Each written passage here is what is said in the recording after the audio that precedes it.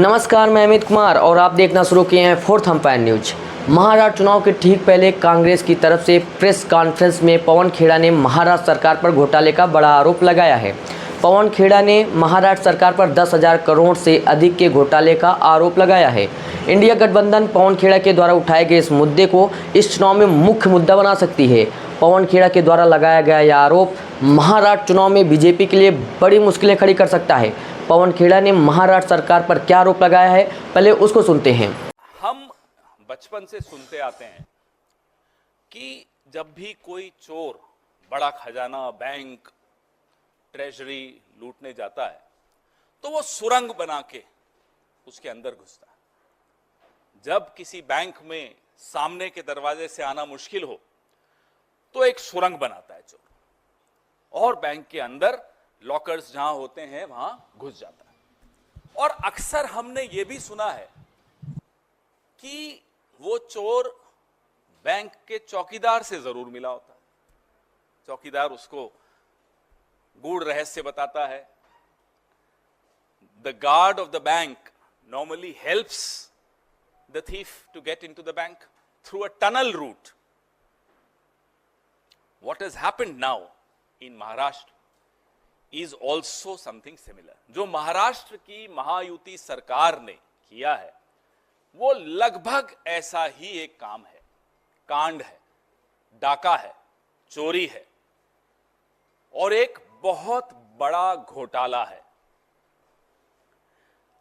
10,000 करोड़ की ये डकैती सरकार ने खुद करवाई है। मैं दोहरा प्रेस कॉन्फ्रेंस में पवन खेड़ा ने महाराष्ट्र में टेंडर के नियम में हुए बदलाव को भाजपा के द्वारा अपने गिने चुने उद्योगपतियों को टेंडर देने वाला बताया। पवन खेड़ा ने कहा कि जब टेंडर निकलते हैं तो उसके कई मापदंड होते हैं जिन्हें कई गाइडलाइन को ध्यान में रखकर बनाया जाता है, लेकिन इन सारे मापदंडों को बदल दिया गया। एक मापदंड है किसी भी एक कंपनी को 2 से ज़्यादा प्रोजेक्ट नहीं मिल सकते, लेकिन दो कंपनियों को 4 प्रोजेक्ट दिए गए। इंफ्रास्ट्रक्चर के टेंडर्स निकलते हैं, उसके मापदंड होते हैं और वो मापदंड कई गाइडलाइंस को दिमाग में रखते हुए, उसमें सीवीसी है, उसमें तमाम अलग अलग गाइडलाइंस हैं जिनको दिमाग में रखते हुए बनाए गए हैं। उन तमाम मापदंडों को किस तरह से बदला गया, एक मापदंड का मैं आपको उदाहरण दूं कि ये जो प्रोजेक्ट्स हैं, किसी भी एक कंपनी को 2 से ज्यादा पैकेज या प्रोजेक्ट्स नहीं मिल सकते। ये एक मापदंड है, स्पष्ट मापदंड है, MSRDC का मापदंड है, Maharashtra state road development corporation का।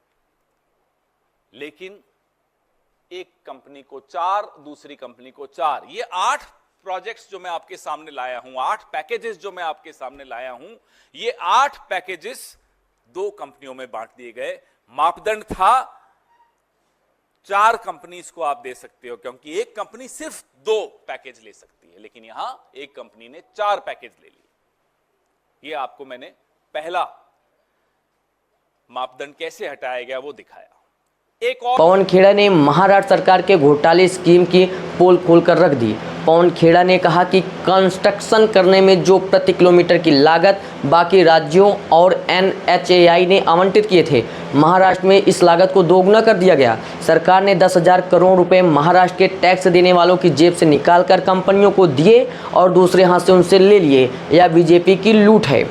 पवन खेड़ा के द्वारा लगाए गए इन आरोपों पर आप क्या कहना चाहते हैं, कमेंट बॉक्स में ज़रूर बताएं। चैनल को सब्सक्राइब नहीं किया तो सब्सक्राइब करें और बेल आइकन बटन दबाना ना भूलें, जिससे कि वीडियो की नोटिफिकेशन आप तक पहुंचती रहे। और देखते रहें फोर्थ अंपायर न्यूज़, यानी सच का एक दर्पण।